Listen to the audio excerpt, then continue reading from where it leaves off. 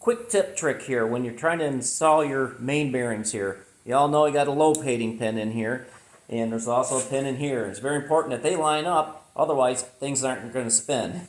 So your magic marker is your best friend. So we're going to install this, and I always find it easy just to kind of like spin it so it falls in and then push it down in. And if you notice, the pin was offset. When you're putting your crank pin together, the three of these go on the crank, and what's going to happen is sometimes you put the bearing in the wrong way. So I like to put a little arrow facing back.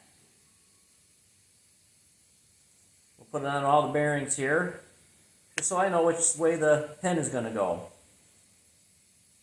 Another little trick to make sure that they are down in, after you got them seated in here, you can just mark the bearing here and here.